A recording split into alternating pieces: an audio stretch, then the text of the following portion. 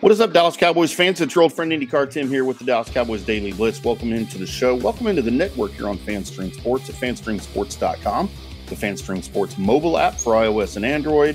You can find us at FanStream Sports TV, which is our YouTube channel. Might be where you're seeing me right now, or wherever you get your podcast. We appreciate you guys hopping in. Happy Thanksgiving to you. Hope you survived the Thursday and Friday edition of Thanksgiving. Today is Saturday as I'm recording this, catching some college football, getting ready to enjoy some Texas A&M versus Texas Longhorns for the first time in 13 years as they reignite that rivalry. Make sure you're checking out FanStream Sports. We have the Texas A&M Aggies Daily Blitz as well as the Texas Longhorns Daily Blitz over at FanStreamSports.com, as well as Texas Tech Red Raiders, Notre Dame, lots of college and pro team stuff for you over at FanStream Sports. Appreciate you being part of the family. I will say this as we start talking about the Cowboys win over the Giants on Thanksgiving Day. It certainly appears to me, and you guys let me know if you agree, that defensive coordinator Mike Zimmer may have begun to figure something out here with the defense.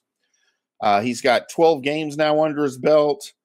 It looks like, beyond the top tier players on the defense, Trayvon Diggs, Micah Parsons, DeMarvion Overshown, we'll get into him in a second. It looks like he's starting to figure out some of these other role players, where they fit in, what their abilities are, what their strengths are, what their deficiencies are. And it looks like he's starting to scheme some things here for these guys to make them appear to be more successful on the defense, to make the defense better overall. At least that's how it looks to me. I was impressed with the win over Washington. I was impressed with the defensive performance against the Giants. Look, I know it's the Giants.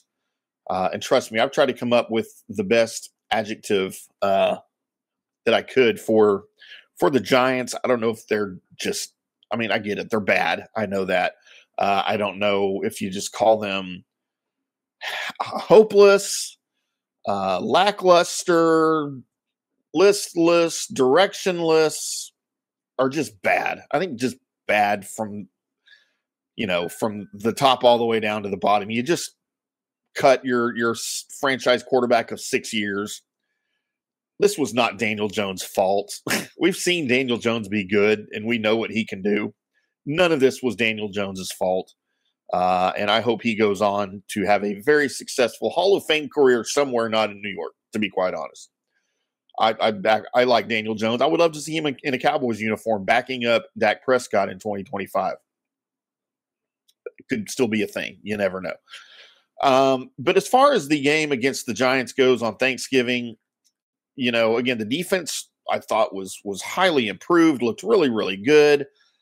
You had DeMarvion Overshown with that flashy pick six, tipping the ball to himself. Then running it in for the pick six that, for all practical purposes, put the game away as far as the Giants were concerned.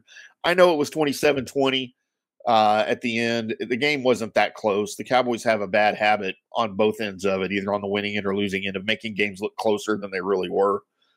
We saw that this year with the Ravens game in week 3, 28-25. It was never that close. It's happened a couple of other times this season. And the Giants game was certainly one of them. But, the Cowboys now with the win, you're 5-7. You got your first win at home of the season in week 12. But it is what it is. Week 13. But way too long for all of those things to happen. But is it possible the Cowboys have now dug themselves out of this deep, deep, deep hole, and that they can make their fourth straight trip to the playoffs? Is that completely out of the question now at 5-7 in week 13? I think it is, but there's a lot of people who don't think so.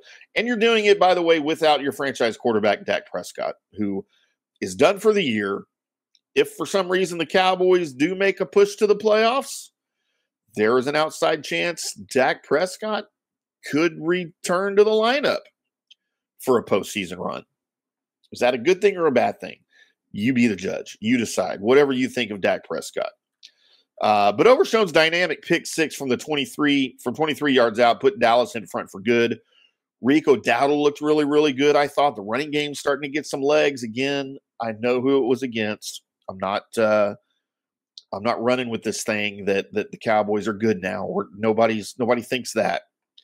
But Rico Dowdle looked good against the Giants. He ran for his first career 100-yard game. Cowboys held on. It's sad to say that. Held on for their 27-20 Thanksgiving Day victory over the Giants. Cooper Rush threw a touchdown pass. Dowdle finished with 112 yards. Cowboys ended a 6-game home losing streak, going all the way back to the wild card playoff loss at Green Bay last year. And now Dallas has consecutive victories coming off a 5-game losing streak. But there's still a lot of work ahead of them if they ever want to get back into the postseason picture. Prescott, of course, tore that hamstring in week 9. And even before that, it was a bad season for the Cowboys. Drew Lock, who now is the second string. Well, he always was the second string. Tommy DeVito was your third string. Daniel Jones was your first string there in Buffalo or in New York. That's how strange that whole thing is you bench Daniel Jones and then release him. Instead of going to your number 2 quarterback, Drew Lock, you go to your number 3 quarterback, Tommy DeVito.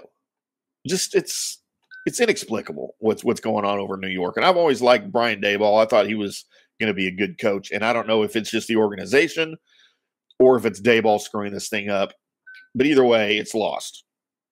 So Tommy DeVito injured in his first start. Drew Lock faces the Cowboys. He ran for 57 yards and a touchdown that ended up being too late to avoid New York's 8th consecutive loss to the NFC East rival Cowboys. The Giants were eliminated officially from playoff contention, by the way, at 2-10. It also, the loss, at least momentarily, gives them the number 1 draft pick, as we still have games to play here, obviously, on Sunday in week where are we at? I just said it. Week 14? Week 13? Week 13. Sorry, I cover college football too, and it's in week 14, so I always get the weeks mixed up there. But the Giants had their first lead since week 5 before Overshown put the Cowboys back in front as they led for just 2 minutes and 15 seconds.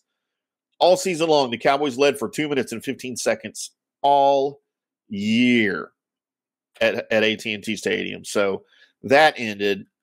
Leading 7-6, Locke tried to flip a screen pass to Devin Singletary after the running back had been overpowered trying to block Overshown. That was kind of funny, even without the tip and the interception, watching Singletary try to block Overshown. Overshown ended up between Locke and Singletary, tipped the ball into the air toward the end zone. He had to use the speed to run it down, and of course he caught it and scored. He also recovered a Locke's fumble on the opening possession of the second half to set up Rush's TD pass to Brandon Cooks.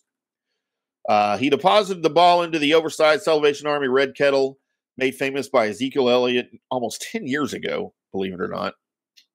And nobody really knows what happened to the ball after that, but he wanted to keep it.